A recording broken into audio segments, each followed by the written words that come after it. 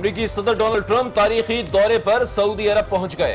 Trump और Saudi Shah Salman की one on one मुलाकात, तेल और मुख्तलिफ उमूर पर $2 बिलियन से जायद के मुआहिदों पर दस्तखत, $110 अरब के दिफाई मुआहिदों पर भी इत्तिफाक।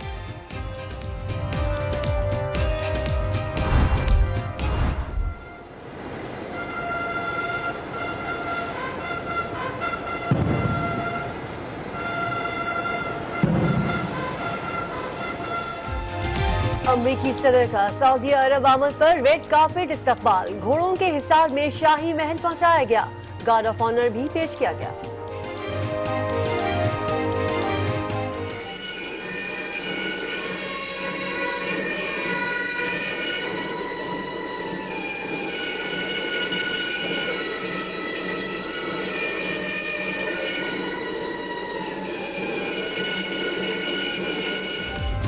सऊदी शाह ने सदर ट्रंप को आला तरीन सिविल एजाज से भी नवाजा।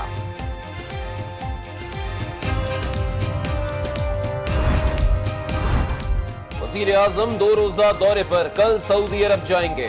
अमेरिका अरब इस्लामिक सरबराही इजलास में शिरकत करेंगे। दफ्तर खारजा का कहना है कि वजीर आजम की मसरूफियात के बाइस आलमी रहनुमाओं से मुलाकात का इम्कान नहीं।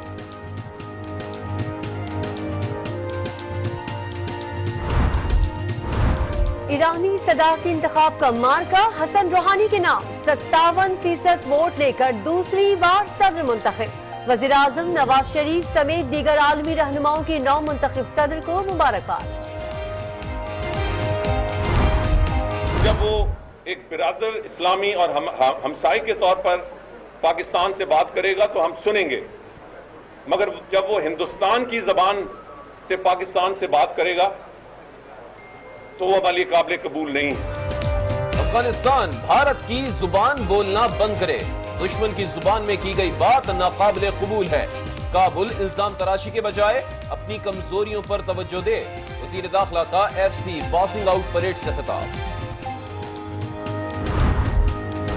भारत रियासती तौर पर पाकिस्तान में दहशतगर्दी कर रहा है। कुलभूषण जाधव के खिलाफ ठोस शवाहिद हैं जो वक्त आने पर आलमी अदालत में पेश करेंगे। अबूरी फैसले का हरगिज ये मतलब नहीं कि इसमें भारत की जीत और पाकिस्तान की हार हुई है। अदालत ने सिर्फ कौंसलर रसाई पर राय दी है। मुशीर खारजा सरताज अजीज की सहाफियों से गुफ्तगू।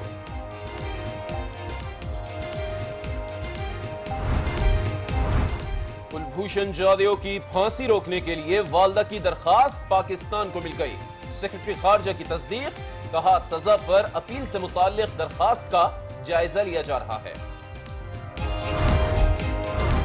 फौज और हुकूमत मिलकर आलमी अदालत में कुलभूषण का केस भरपूर अंदाज में लड़ेंगे। पाकिस्तान इस मामले पर वही करेगा जो चाहेगा। स्पीकर कौमी असम्बली अयाज सादिक की मीडिया से गुफ्तगू।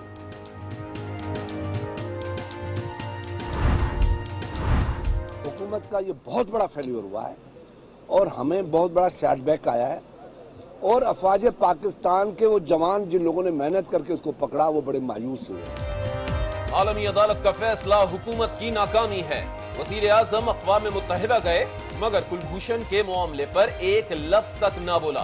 खुर्शीद शाह की तनकीद, आलमी अदालत में जाने से पहले मुशावरत नहीं की गई, केस में पाकिस्तान को बदनामी का सामना करना पड़ा। डॉक्टर आसिम, पख्तूनख्वा और सिंध के हुक्मरान हुकूमत करने के काबिल नहीं हैं। PTI ने पख्तूनख्वा का हुलिया ही बिगाड़ दिया। ख्वाजा साद रफीक की मुखालफीन पर गोलाबारी, कहा तब्दीली झूठ बोलकर और जलसों में लंबी लंबी तकरीरें करके नहीं आती बल्कि रात रात भर जाग कर खिदमत करने से आती है।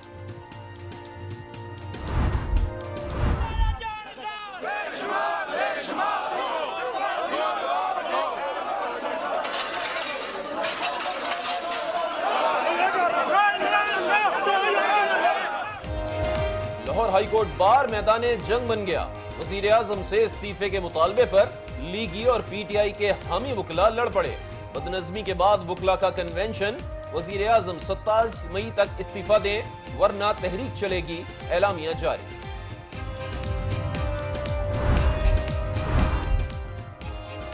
इस्लामाबाद की कायद-ए-आज़म यूनिवर्सिटी में 2 तलबा ग्रुपों में तसादुम, फायरिंग से मुतादिद तलबा जख्मी, पुलिस की तलबा को मुंतशिर करने के लिए आंसू गैस की शेलिंग। मुश्तइल तलबा का पुलिस पर पथराव, मुतादिद को हिरासत में ले लिया गया। यूनिवर्सिटी 1 हफ्ते के लिए बंद।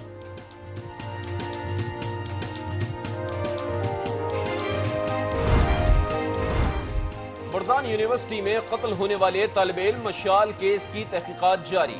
4 मुल्जिमान मकामी अदालत में पेश। अदालत ने 3 मुल्जिमान को जेल भेज दिया। 1 मुल्जिम जिस्मानी रिमांड पर पुलिस के हवाले। खालिद लतीफ ने पीसीबी एंटी करप्शन ट्रिब्यूनल का बाइकॉट कर दिया। ट्रिब्यूनल के सरबराह पर अदम एतमाद का इजहार। वकील बदर आलम कहते हैं ट्रिब्यूनल आइन के तहत नहीं बल्कि जिरगा रूल्स के तहत समाअत कर रहा है। खालिद लतीफ केस से राह फरार इख्तियार कर रहे हैं। अगर वो ट्रिब्यूनल में पेश नहीं हुए तो उनके खिलाफ यकतरफा फैसला सुना दिया जाएगा। पीसीबी के कानूनी मुशीर तफज्जुल रिजवी का ऐलान। पंजाब हुकूमत का हेपेटाइटिस फिल्टर क्लिनिक में मरीजों के मुफ्त इलाज का ऐलान। शहबाज शरीफ कहते हैं ऐसे हेपेटाइटिस क्लिनिक पंजाब के तमाम अजला में बनाए जा रहे हैं। हुकूमत ने मुल्क की 70 साल तारीख में शफाफियत, मयार और रफ्तार के रिकॉर्ड कायम किए हैं। स्टेट बैंक ने 2 माह के लिए मॉनेटरी पॉलिसी का ऐलान कर दिया। शरह सूद 5.75% पर बरकरार। सीपैक से सरमायाकारी में इजाफा होगा। दरामदात में इजाफे से महंगाई बढ़ सकती है। स्टेट बैंक हुक्काम। मुल्क भर में ऑपरेशन रद्दुल फसाद जारी। सिक्योरिटी फोर्सेस की कोयटा में कार्रवाई। भारी तादाद में गोला बारूद बरामद। ISPR।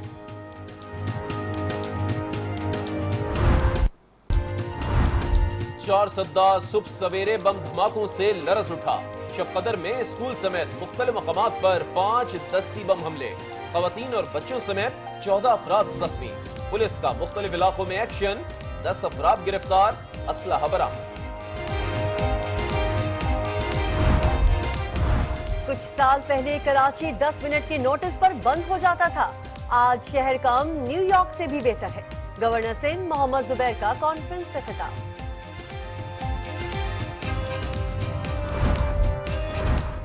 सियासी गिद्ध MQM को मुर्दा समझ रहे हैं। अवाम की अक्सरियत हमारे साथ है। 2018 में भारी अक्सरियत से कामयाब होंगे। सरबरा MQM पाकिस्तान फारूक सत्तार की मीडिया से गुफ्तगू। कहा MQM का वोट बैंक कायम और दायम है। बानी MQM की गिरफ्तारी के लिए रेड वारंट के इजरा में सिंध पुलिस की अदम दिलचस्पी। इंटरपोल ने सिंध पुलिस से इजाफी मालूमात तलब की थी। पुलिस ने 1 माह बाद भी जवाब ना दिया। हुक्काम ने AIG ऑपरेशन को दूसरा खत लिख दिया।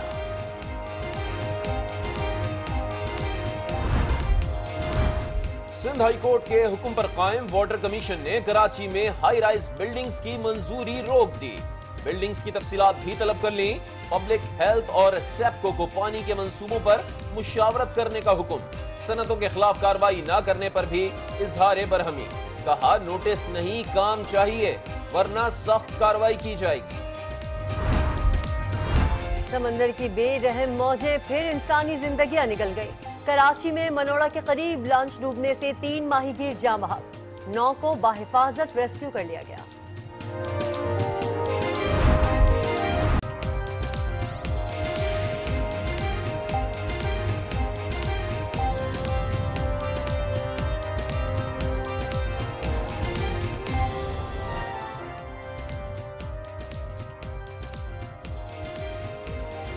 अस्सलाम वालेकुम। आज 9 बजे मैं आपको कहेंगे खुश आमदीद। मैं हूं किरण रिजवी और मैं हूं अली आबिद। हमारे आज के बुलेटिन के अहम मौजूआत ये हैं।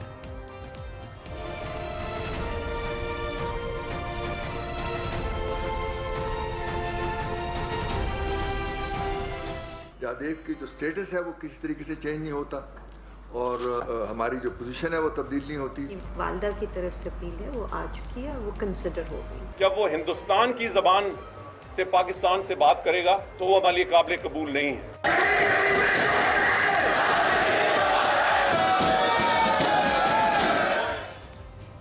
इसके अलावा बुलेटिन में खेल और एंटरटेनमेंट की दुनिया से भी बहुत कुछ शामिल करेंगे, लेकिन बुलेटिन का आगाज करते हैं अमरीकी सदर के पहले गैर मुल्की दौरे से। बिल्कुल किरण, सबसे पहले अपने नाज़रीन को बताएं कि अमरीकी सदर डोनाल्ड ट्रंप के 2 रोजा सरकारी दौरे का बाकायदा आगाज हो चुका है। डोनाल्ड ट्रंप और सऊदी फरमारवा शाह सलमान में तफसीली मुलाकात हुई है। दोनों ममालिक की कंपनीज में अरबों डॉलर के मुआहदे भी तय पा गए हैं।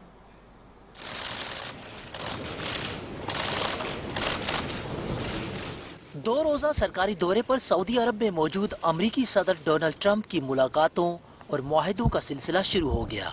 रियाज पैलेस में अमरीकी सदर और सऊदी फरमारवा शाह सलमान में तफसीली मुलाकात हुई। शाही महल में मुज़ाकरात के दौरान आला सरकारी हुक्काम शरीक थे। व्हाइट हाउस के मुताबिक अमरीका और सऊदी अरब में 110 अरब डॉलर्स के दिफाई मुआहदों पर इत्तेफाक हुआ।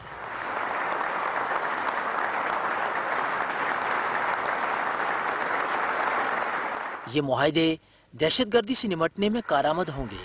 उधर सऊदी नेशनल ऑयल फर्म और अमरीकी कंपनी में भी 5 अरब अमरीकी डॉलर्स के मुआहदे तय पाए। सऊदी वजीर तवानाई के मुताबिक अमरीका और सऊदी कंपनियों में मुख्तलिफ अशिया की दरामद और बरामद से मुतालिक भी 200 बिलियन डॉलर के मुआहदे तय पाए हैं। दूसरी जानिब अरब टीवी का कहना है कि सदर ट्रंप सऊदी वली अहद और नायब वली अहद से अलग अलग मुलाकातें भी करेंगे। अमरीकी सदर जब आज सऊदी अरब पहुंचे तो उनका शाही इस्तकबाल हुआ। शाह सलमान ने डोनाल्ड ट्रंप को आला तरीन सिविल एजाज से नवाजा। तफसीलात देखिए इस रिपोर्ट में। अमरीकी सदर रियाज के एयरपोर्ट पर जब अपने तैयारे से बाहर आए तो उनके इस्तकबाल के लिए सऊदी फरमारवा शाह सलमान मौजूद रहे। डोनाल्ड ट्रंप का शाही अंदाज में इस्तकबाल किया गया। अमरीकी सदर की अहलिया मेलानिया ट्रंप भी उनके साथ थीं। उन्होंने स्याह रंग का लिबास पहना हुआ था और उनके बाल हवा में उड़ रहे थे। डोनाल्ड ट्रंप की बेटी इवांका और दामाद जेरेड कुशनर भी अमरीकी वफ्द में शामिल हैं।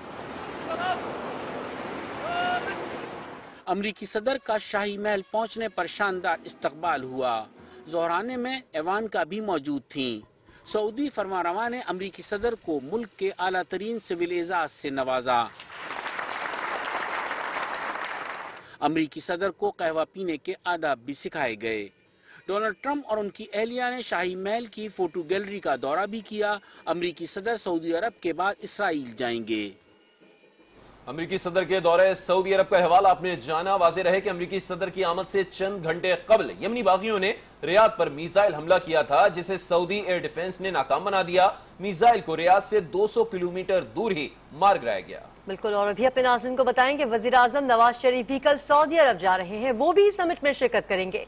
वज़ीर आज़म की अमरीकी सदर से मुलाकात की खबरें गर्दिश में थी, लेकिन दफ्तर खारजा ने किसी मुलाकात का इम्कान रद्द कर दिया। और साथ ही कहा कि वज़ीर आज़म का शेड्यूल बहुत सख्त है, इसलिए सरबराहान मुमलिकत से मुलाकातें नहीं हो सकेंगी।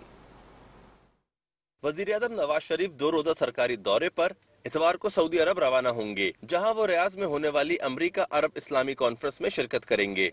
तर्जुमान दफ्तर खारजा ने वज़ीर आज़म की सऊदी अरब में अमरीकी सदर से मुलाकात के इम्कान को रद्द करते हुए कहा कि कॉन्फ्रेंस की मसरूफियात के बाइस वज़ीर आज़म की साइड लाइन मुलाकातें नहीं हो सकती।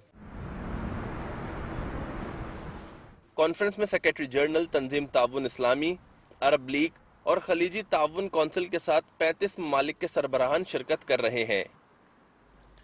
और अब जिक्र होगा ईरानी इंतखाबात का। ईरान के अवाम ने इस्लाह पसंद हसन रूहानी को एक बार फिर ईरान का सदर मुंतखब कर लिया और खदामत पसंद ख्यालात के हामिल इब्राहिम रईसी को शिकस्त हुई है। 38% वोट ही हासिल कर पाए। ईरान में एक बार फिर हसन रूहानी सदर बनने में कामयाब हो गए हैं। उनका नारा ईरान के लिए बेहतर खारजा पॉलिसी था और उन्होंने ईरान पर आयद पाबंदियां भी हटवाईं।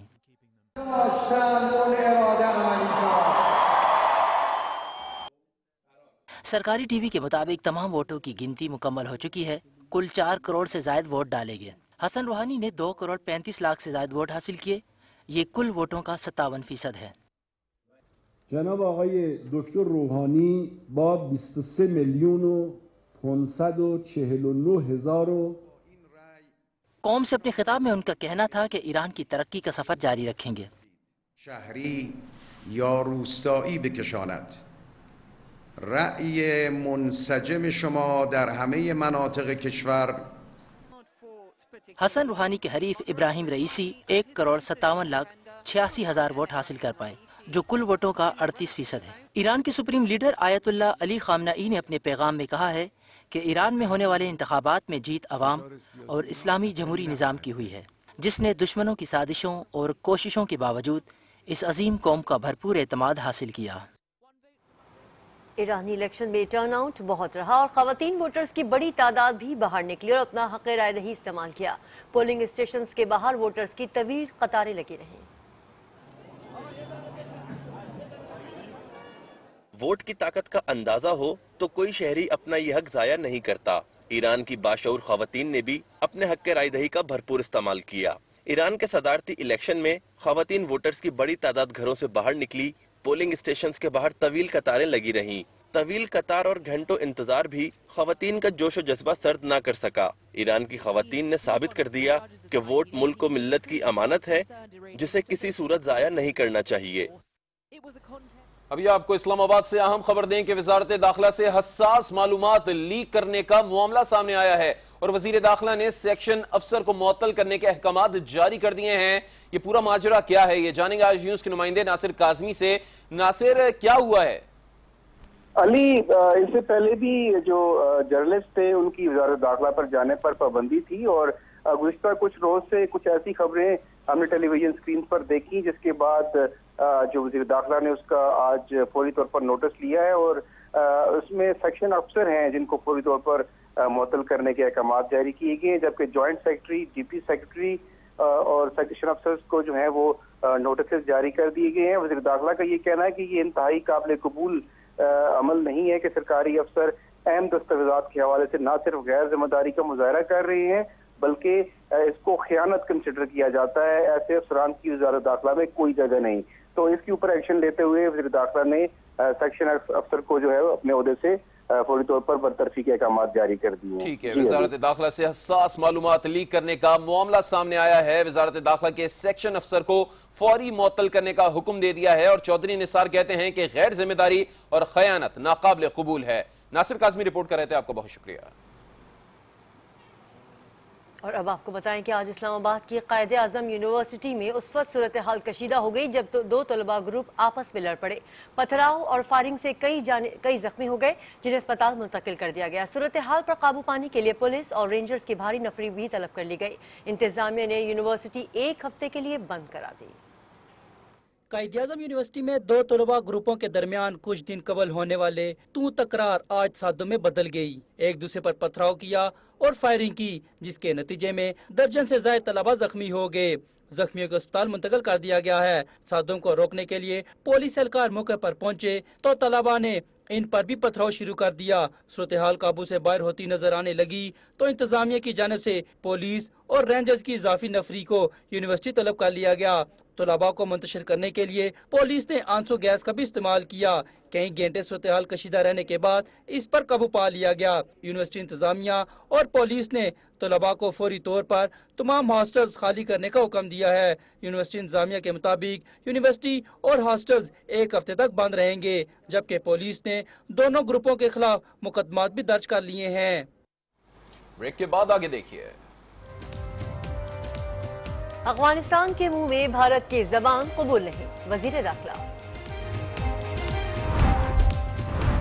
और आलमी अदालत इंसाफ सजा या केस खत्म नहीं कर सकती, मुशीर खारजा।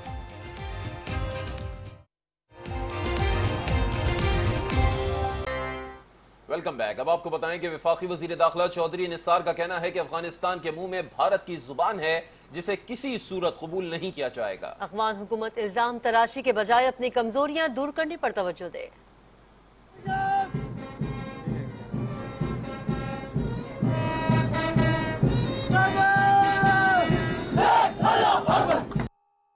वजीर दाखिला ने पिशावर में फ्रंटियर कोर की पासिंग आउट परेड की तकरीब से खिताब किया।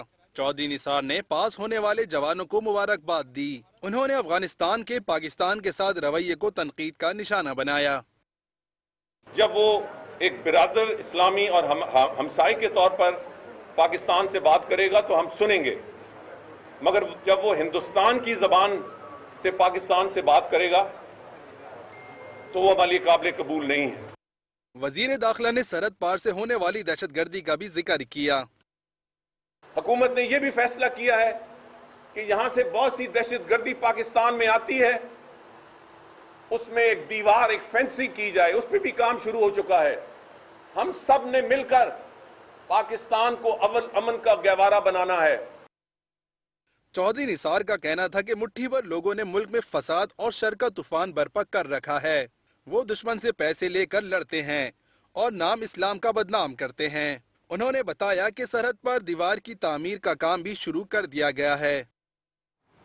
उधर पेशावर में फ्रंटियर कोर की 24वीं पासिंग आउट परेड हुई। वज़ीर दाखिला ने आला कारकर्दगी का मुजाहरा करने वाले कैडेट्स को एजाज़ात से नवाजा।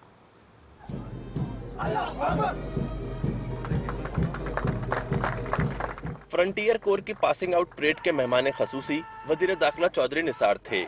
उन्होंने परेड का मुआयना किया।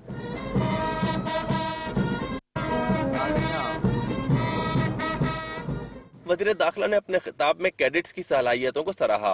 आप इस वतन अजीज के मुहाफिज हो। आपने इस मुल्क से शर और फसाद को खत्म करना है। उन्होंने बेहतरीन कारकर्दगी का मुजाहरा करने वाले कैडेट्स को एजाज़ात से भी नवाजा।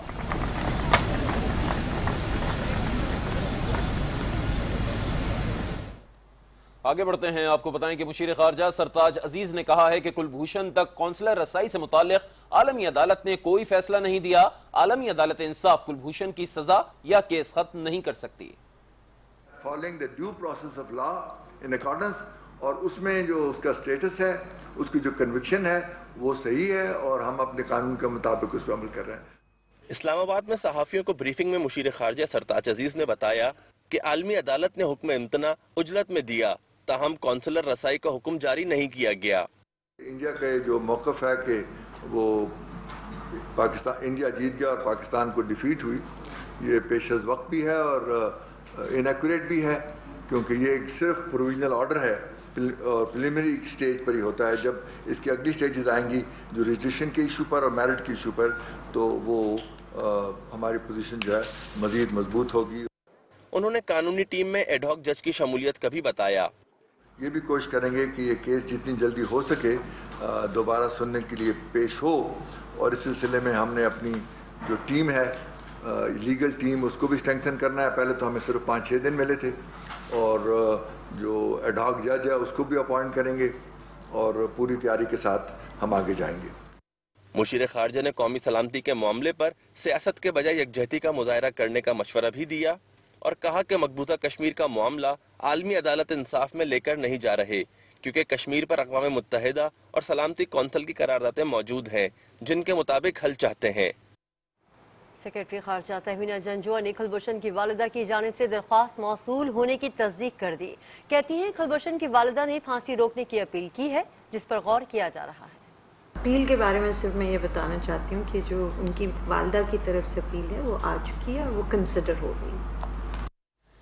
इसी हवाले से बात करते हैं। आपको बताएं कि पीपल्स पार्टी के रहनुमा सेनेटर शेरी रहमान का कहना है कि हुकूमत का यह कहना दुरुस्त नहीं है कि फैसला उजलत में हुआ। क्या हुकूमत को नहीं मालूम था कि भारत आलमी अदालत इंसाफ जाएगा? यह कहना दुरुस्त नहीं कि फैसला उजलत में हुआ। हर दुनिया में हर लॉयर अपना पूरा टाइम इस्तेमाल करता है। डू नॉट टेल मी कि हिंदी फिल्म चल रही है, इस तरह की आप बातें मत करें तो बेहतर होगा।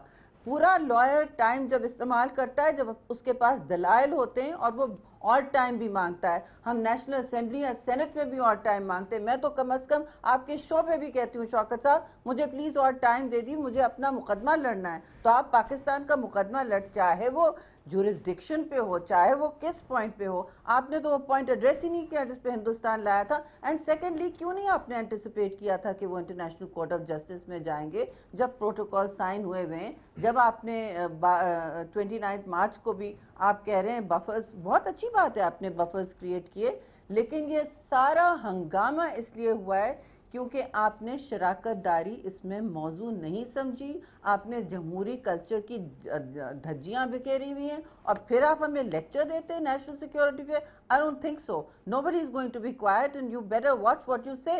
Your minister better watch what she says. दूसरी जानिब स्पीकर कौमी असम्बली सरदार अयाज सादिक का कहना है कि वज़ीर आज़म किसी के कहने पर इस्तीफा नहीं देंगे। कुलभूषण के मामले पर हुकूमत और अफवाज पाकिस्तान मिलकर आलमी अदालत में अपना केस लड़ेंगे। हुकूमत पाकिस्तान और अफवाज पाकिस्तान जिन्होंने उसका ट्रायल किया अंडर मिलिट्री कोर्ट्स और उसकी फांसी की सज़ा सुनाई, ये हर मुमकिन कोशिश करके इस केस को इंटरनेशनल कोर्ट ऑफ जस्टिस में लड़ेंगे। वज़ीर-ए-आज़म के इस्तीफे के मामले पर वकला ने मुल्कगीर एहतजाज का इंदिया दे दिया है। वकला का कहना है कि वज़ीर-ए-आज़म ने अगर 7 रोज में इस्तीफा ना दिया तो दमादम मस्त कलंदर होगा। मुश्तरका कन्वेंशन में वकला ग्रोहों में शदीद हंगामाराई और नारेबाजी भी हुई। धक्कम पेल से बार ऑडिटोरियम के शीशे भी टूट गए। तारिक खान मजीद बताएंगे।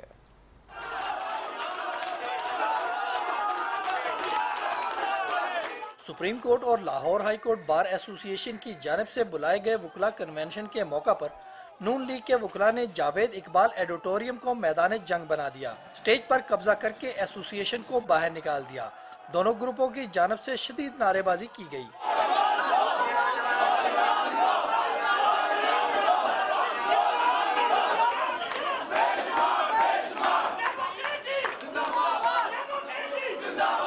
सुप्रीम कोर्ट बार एसोसिएशन के सदर ने इल्जाम लगाया कि हुकूमती वकला ने इन्हें मबहूस रखा, जिसे एडिशनल अटॉर्नी जनरल नसीर भुट्टा ने मुस्तरद कर दिया। और हमें से उन्होंने बदतमीजी की, ज्यादती की, धक्का देके हमें लाइब्रेरी में ले गए, बंद कर दिया उन्होंने। अस्तगफिरुल्लाह, क्यों हम महबूस करेंगे किसी को? हमने जमहूरी अंदाज में अपनी बात रखनी है। कन्वेंशन मुंतजमीन ने एहतजाजन GPO चौक ब्लॉक किया और अटॉर्नी जनरल ऑफिस के सामने शदीद नारेबाजी की। कुछ देर बाद एडिटोरियम में कन्वेंशन का दोबारा आगाज किया गया। आज इस हाउस में 152 से ज्यादा बार एसोसिएशन ने शामिल करके साबित कर दिया कि मुल्क के वकला जिंदा हैं। करप्शन के तो हम दीनी तौर पर मुखालिफ हैं, मुखालिफ रहेंगे। कन्वेंशन के इख्तिताम पर सुप्रीम कोर्ट बार एसोसिएशन के सदर रशीद रिजवी ने इलामिया पढ़कर सुनाया। In case she fails to resign within next 7 days, the lawyers throughout Pakistan will launch a nationwide campaign and movement to ensure his resignation. इलामिया के मुताबिक रमजानुल मुबारक में हर जुमेरात को 2 घंटे एहतजाज किया जाएगा, जबकि नेशनल एक्शन कमेटी आइंदा के लाहे अमल का ऐलान करेगी। तारिक खान, आई न्यूज, लाहौर। ब्रेक के बाद आगे देखिए। स्पॉट फिक्सिंग स्कैंडल, किसने किया बॉयकॉट और किसने जाहिर किया महंगाई में इजाफे का खदशा?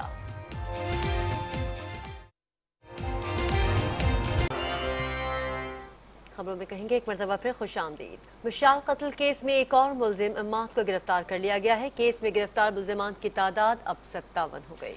जबकि दूसरी तरफ अदालत ने मशाल कत्ल केस में आरिफ मर्दानी को इश्तिहारी करार दे दिया। मशाल कत्ल केस में गिरफ्तार 4 मुलजिमान मकामी अदालत में पेश किए गए। 3 मुलजिमान को अदालत ने जेल भेज दिया, जबकि एक मुलजिम को जिस्मानी रिमांड पर पुलिस के हवाले कर दिया गया है। दूसरी तरफ अम्माद की गिरफ्तारी के बाद गिरफ्तार मुलजिमान की तादाद 57 हो चुकी है। इनमें से 56 मुलजिमान इस वक्त सेंट्रल जेल मर्दान में और एक पुलिस की हिरासत में है। फाजिल अदालत ने मशाल कत्ल केस में आरिफ मर्दानी को इश्तिहारी करार दिया। अब आपको बताएं कि PSL स्पॉट फिक्सिंग स्कैंडल में खालिद लतीफ के वकला ने एंटी करप्शन ट्रिब्यूनल का बॉयकॉट कर दिया और ट्रिब्यूनल के सरबराह पर अदम एतमाद का इजहार करते हुए कहा कि ट्रिब्यूनल आइन के तहत नहीं बल्कि जिरगा रूल्स के तहत समाअत कर रहा है। लाहौर से अकील अहमद मजीद बताएंगे। नेशनल क्रिकेट अकेडमी लाहौर में जस्टिस रिटायर्ड सैयद असगर हैदर की सरबराही में कायम 3 रुकनी ट्रिब्यूनल ने रोजाना की बुनियाद पर हफ्ते को भी खालिद लतीफ केस की समाअत की, जिसके दौरान गर्मा गर्मी का सिलसिला जारी रहा और फिर खालिद लतीफ के वकला ने 19 मई की कार्रवाई की रिकॉर्डिंग देने की दरख्वास्त की, जिसे ट्रिब्यूनल ने मुस्तरद कर दिया तो वकला ने कार्रवाई का बाइकआउट कर दिया। हमने उनसे कहा हम भाग नहीं रहे हैं, हम कानूनी बात कर रहे हैं। जो 19 मई को कार्रवाई हुई है उसकी वीडियो रिकॉर्डिंग लेना हमारा हक है, लेकिन आज ट्रिब्यूनल ने हमारी ये इस्तदा को रिजेक्ट कर दिया। PCB के कानूनी मुशीर तफज्जुल हैदर रिजवी का कहना था कि खालिद लतीफ केस से राह फरार इख्तियार कर रहे हैं। अगर वो ट्रिब्यूनल में पेश नहीं होंगे तो उनके खिलाफ यकतरफा फैसला सुना दिया जाएगा। कोई प्लेयर अगर कार्रवाई में शामिल होने से इनकार करता है, शामिल नहीं होता, शुरू से नहीं आता, बीच में चला जाता है कोई भी, तो ट्रिब्यूनल के पास कंप्लीट इख्तियार हासिल है कि वो बाकी प्रोसीडिंग्स को सुन के, देख के, सारे एविडेंस को जांचते हुए कानून के मुताबिक, कोर्ट के मुताबिक फैसला दें। खालिद लतीफ केस में ट्रिब्यूनल 22 मई को दोबारा केस की समाअत करेगा, जबकि इसी रोज शाहजेब हसन भी ट्रिब्यूनल के सामने अपना जवाब दाखिल करेंगे।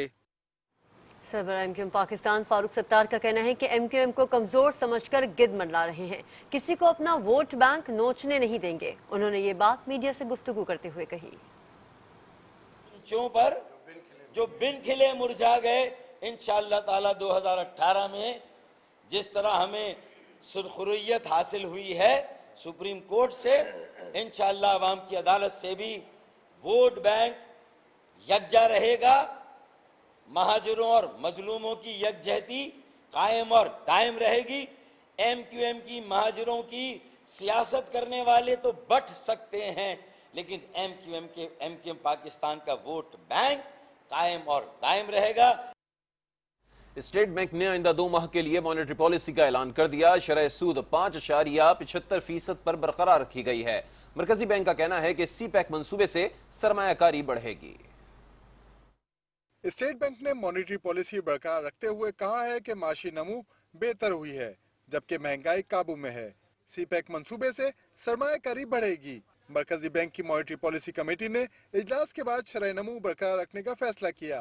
मरकजी बैंक के मुताबिक रवा माली साल माशी नमू 5.3% रहने की तवक्को है। मुकामी तलब माशी नमू में इजाफे का सबब है। तरक्की और तवानाई मंसूबों में सरमायाकारी तलब को बढ़ा रही है। बढ़ती माशी सरगर्मियों के सबब महंगाई की शरह बढ़ सकती है। अलबत्ता ये रवा माली साल के हदफ में रहेगी। बैंक डिपॉजिट्स बढ़ने और हुकूमती कर्जगिरी के इन्हिसार मरकजी बैंक की जानिब होने की वजह से जुलाई से अप्रैल के दौरान निजी शोबे में 5.3 अरब रुपए कर्ज लिया। मरकजी बैंक के मुताबिक माशी सरगर्मियां दरामदाद में इजाफे का सबब हैं। मशीनों की दरामदाद मुस्तकबिल में मईशत के लिए मुस्बत है, ताहम दरामदाद की अदायगी के लिए बैरूनी सरमायाकारी और बरामदाद बढ़ाने पर तवज्जो देना होगी।